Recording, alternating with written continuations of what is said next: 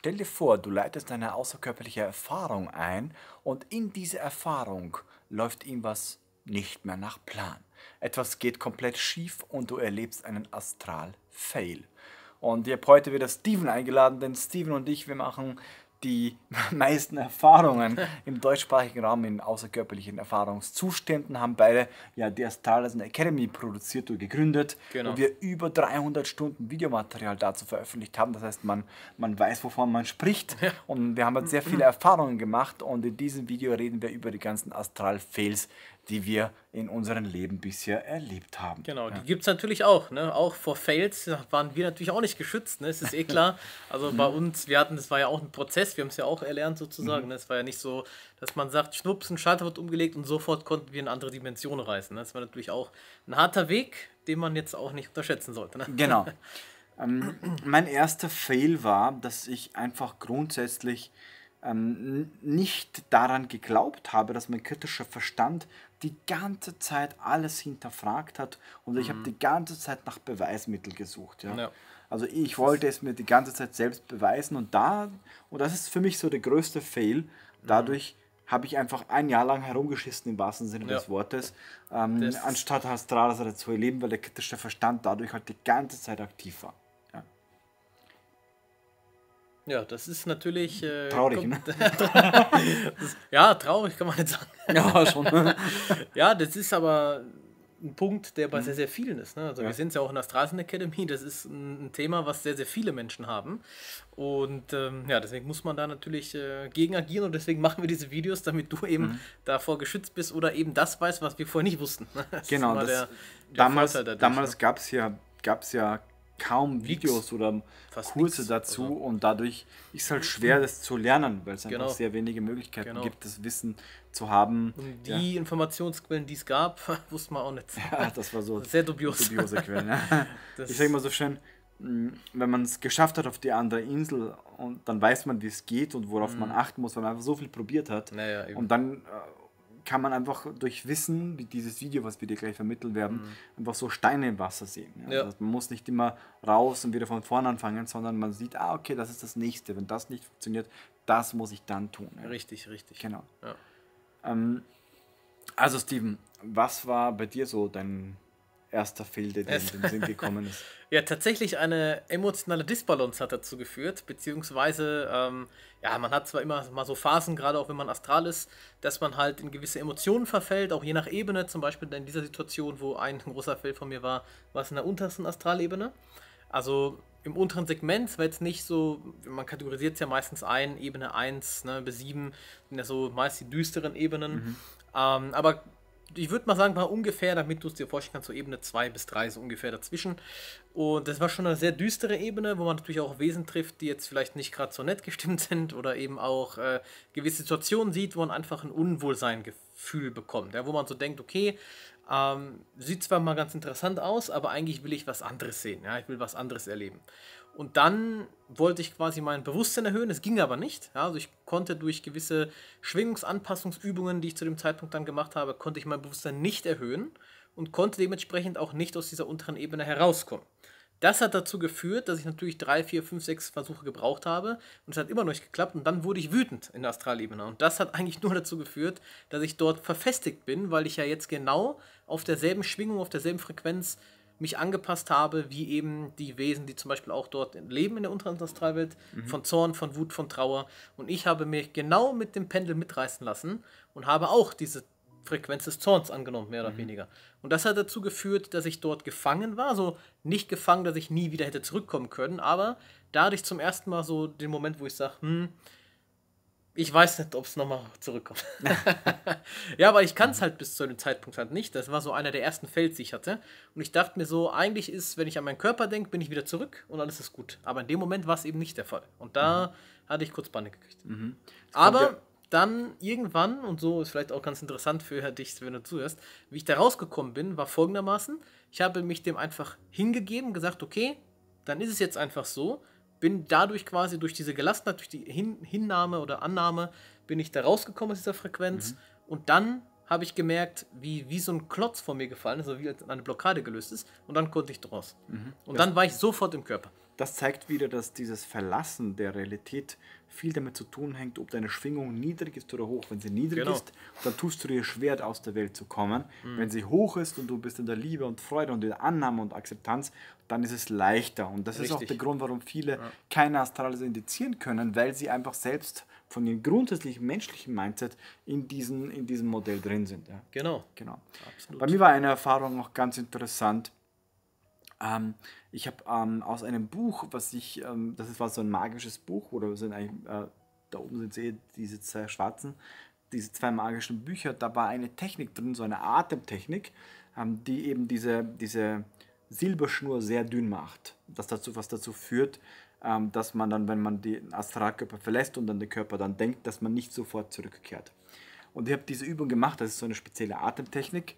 Als ich dann in der Astralreise war, habe ich diese Übung immer wieder gemacht und habe einfach das schon so intuitiv gemacht, dass ich es komplett vergessen habe, dass ich die Übung davor und dazwischen auch gemacht habe, dass ich dann so herumgeflogen bin und irgendwann kam ich so auf die Idee, so jetzt will ich wieder zurück in den Körper, wieder aufwachen, denk daran, und das hat nicht geklappt. Ja. Und dann dachte ich mir so, das ist ja komisch, und mein Alternativplan war, dann fliege ich halt wieder zurück zum Körper, in das Schlafzimmer.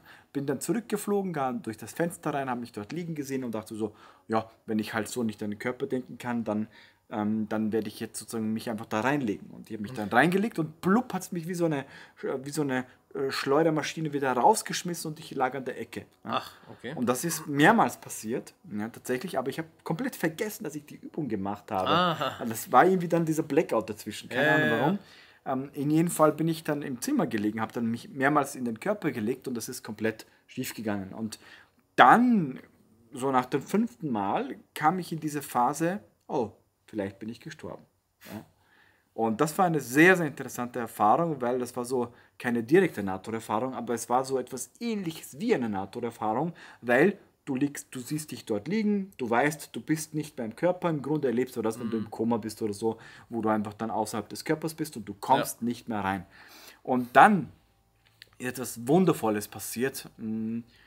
Ich wurde mit meinem Leben konfrontiert. Ich wurde mit meinen Wünschen, Zielen, Hoffnungen, die ich vorhatte, konfrontiert, was dazu geführt hat, dass ich sehr traurig wurde, weil ich so viele Ziele und Wünsche hatte, die ich mir noch erfüllen wollte, was ich in meinem Leben machen wollte. Ich wollte zum Beispiel ein Buch schreiben, und zwar dieses hier, Das große Mysterium.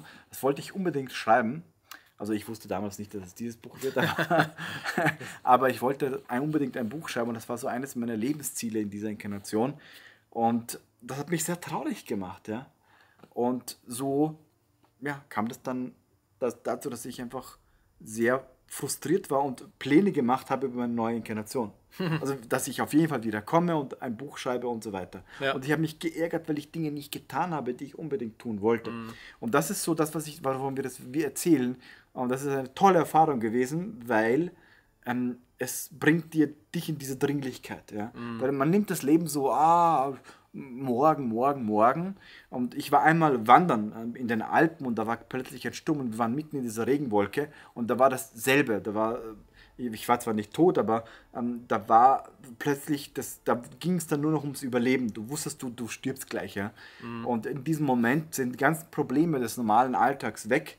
Und du denkst nur noch an diese großen Ziele deines Lebens, warum du das nicht getan hast. Und du ärgerst dich über dich selbst, warum du dein Leben vergeudest, weil du das nicht tust, was du tun wolltest. Ja.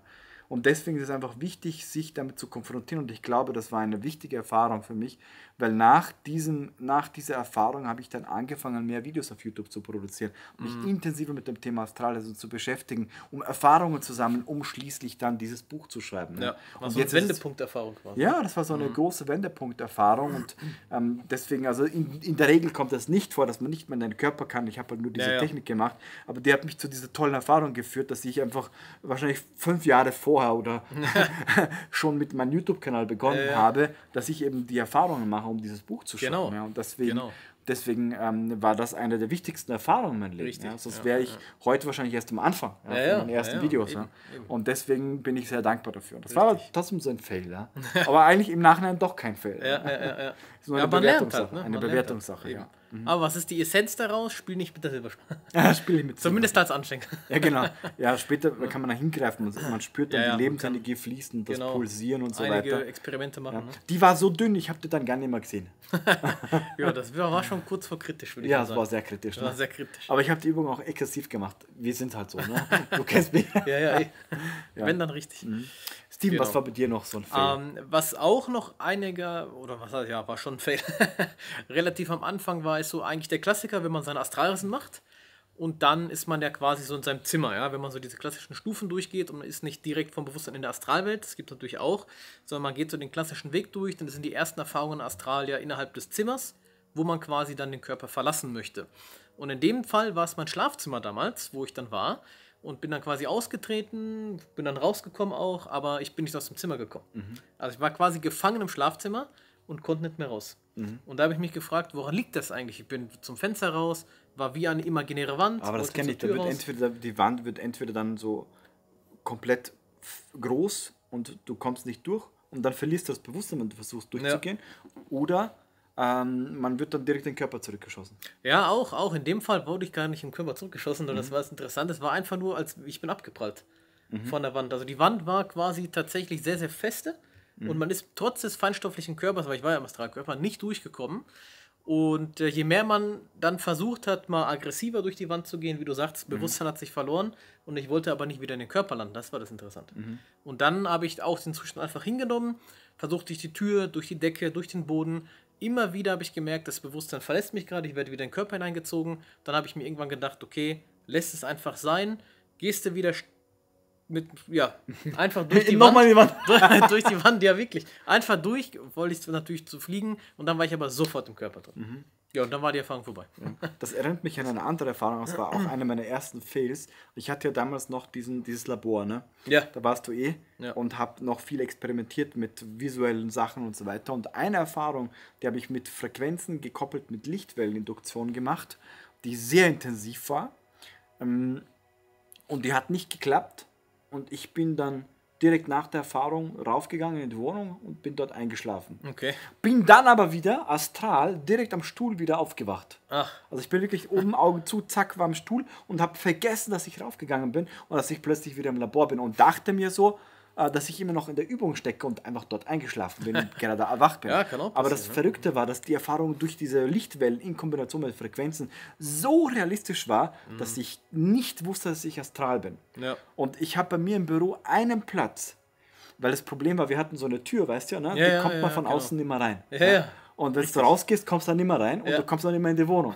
Also ich hatte einen Platz, wo meine Schlüssel sind, damit ich sozusagen in die Wohnung komme. Genau. Und ich suche den Schlüssel, der ist nicht auf der Position, wo er immer stand und habe das ganze Büro durchsucht und bin wirklich so 10 Minuten rumgelaufen und habe mich so geärgert, dass ich den Schlüssel verliere, obwohl ich ihn immer dorthin lege. Und dann dachte ich mir so vielleicht so nach 10 Minuten so, ja, muss ich jetzt heute im Büro schlafen, weil ich weiß, sonst muss ich im Stiegenhaus schlafen, Ja, wenn ja. ich da rausgehe. Und das Verrückte war, ich gehe dann zur Tür und wollte einfach testen, nicht, dass das eine Astralreise ist. Ja? Und gehe zur Tür, zum Türgriff, geht nicht auf. Und dann denke ich mir so, komisch, ne? Greife auf diese Glastür und sie ist ganz fest, ganz stabil wie immer. Und dann dachte ich mir so, nee, das ist keine Astralreise, weil es ist wie physisch. Es war alles Ja. 1:1 gleich. Weil je höher die Bewusstheit ist, desto realistischer ist es. Und Genau. das glich tatsächlich, ich hatte ja schon 3 NATO-Erfahrungen, das glich einer normalen NATO-Erfahrung, wo du komplett physisch daneben bist. Ne? Und du weißt nicht, dass du gerade gestorben Ja. bist, es sei denn, du siehst deinen Körper da liegen. Ja, Ne? ja. Und das war halt so verrückt, weil ich ging dann nochmal ins Labor und dachte mir, dann liegt vielleicht mein physischer Körper dort. Der war aber nicht dort, ja, weil ich ja oben im Zimmer Ja, schon ja, eingeschlafen eben, bin. eben. Und dann dachte Das ich mir ist- so, nee, das muss eine Astralreise sein, weil ich lege immer den Schlüssel auf diese Position. Ging dann nochmal zur Tür und das ging wieder nicht. Und dann habe ich mich so diese Frequenzanpassung gemacht und diese Tür, meine Hand auf diese Glastür getan und diese Frequenzanpassung gemacht und plötzlich konnte ich durchgreifen. Und dann war ich, oh, Richtig. ich bin in einer Astralreise. Ja. Und dann war es aber sehr, sehr verrückt.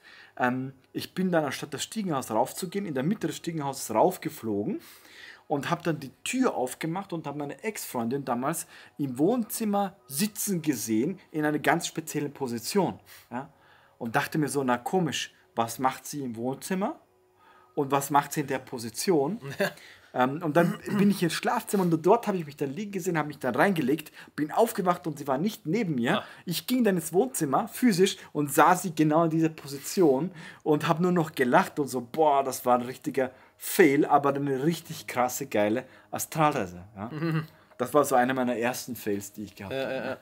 Ja, aber das ist das Stichwort, ne? Frequenz anpassen. Genau das ist. War ja bei mir ähnlich. Hätte ich einfach die Frequenz anpassen können, wäre man durchgekommen durch diese imaginäre Wand. Ne? Ja. Aber das weiß man halt am Anfang erstmal nicht. Ne? Eine letzte Erfahrung erzähle ich noch von meinem Geistführer.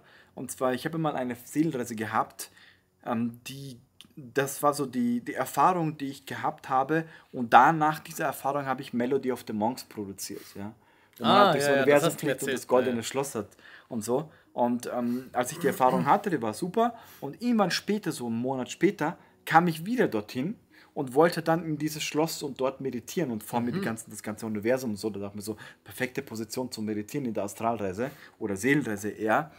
Und da war plötzlich so ein Mönch und ich habe ihn gebeten, dass ich dort meditiere, aber dass er mich in eine höhere Frequenz bringt, also in eine höhere Dimension, die gekoppelt ist mit diesem Tempel. Ja? Und er hat gesagt, nee, das kann er nicht machen, weil das war mein Geistführer, weil meine Frequenz ist so niedrig und so weiter, bla bla bla. Ja, da wärst du raus gewesen. Ne? Ja, genau. Und ich habe ihm dann gesagt, wenn du das nicht kannst, ich kündige dich. Sehr gut. Und ich habe ihm tatsächlich gesagt, ich will mit dir nichts mehr zu tun haben, weil ich bin eine freie Seele, ich kann tun, was ich will, ich kann hingehen, wo ich will und so weiter. Ja. Und ich brauche niemanden, der mich hier beschränkt und mir sagt, wie was zu sein hat. Eben. Und dann ist er gegangen und dann kam plötzlich ein anderer von einer anderen Ebene und der hat gesagt, du willst dorthin? Ja, komm mit, ich zeig's dir. Ja, und dann waren wir dort und wir sind durch so einen Tunnel geflogen und ich war plötzlich in so einem weißen Nebel. Ja? Und ich habe nichts gesehen, aber ich habe eine unfassbare Liebe gespürt und wusste, wow, das ist dort wirklich eine sehr hohe Frequenz. Und ich konnte aber nicht sehen, weil ich war komplett vernebelt. Ja? Und ich habe 10 Minuten gebraucht, bis sich meine Frequenz sich angepasst hat von selber, dass dieser Nebel verschwunden ist, dass ich dann diese Landschaft gesehen habe. Und die war so schön, dass ich vor Faszination einfach aufgewacht bin und mich dann richtig geärgert habe. Geil. Ja, das sind meist oft so Momente. Ja, kenn ich. Aber das war so eine Fehlerfahrung. Aber eigentlich auch cool. Ja, ja, ne, man lernt was. Ja. Ich hoffe, du konntest was lernen. Ja? Wenn du sagst, du willst noch mehr dazu lernen, ich empfehle dir dieses Buch, Das große Mysterium. Da beschreibe ich meine krassesten Seelenreisen und Astralreisen, die ich hatte, wo man sehr viel lernt. Und wenn du sagst, du willst wirklich noch einen Schippe draufsetzen, du willst wirklich diese ganzen Fails, die wir hatten, vermeiden. Nicht nachmachen. Dann schau mal auf der Webseite, schau auf der Webseite astralreisen.com. Dort haben wir einen 7-tägigen kostenlosen Astralreisen-Crashkurs für dich vorbereitet, wo wir dir einfach alles über Astralreisen beibringen, dass du in 7 Tagen diese Erfahrung machst. Wir haben sehr viele, die das bereits gemacht haben und die haben uns geschrieben, dass die in diesen 7 Tagen schon die ersten Erfahrungen gesammelt haben. Das ist natürlich, da waren einige drunter. Ja, da waren einige drunter. Selber überrascht. Ja, ich auch. Aber es ist auf jeden Fall ein tolles Zeichen und deswegen, wenn du sagst, du willst Astralreisen lernen und vielleicht auch solche Fails vermeiden, ne?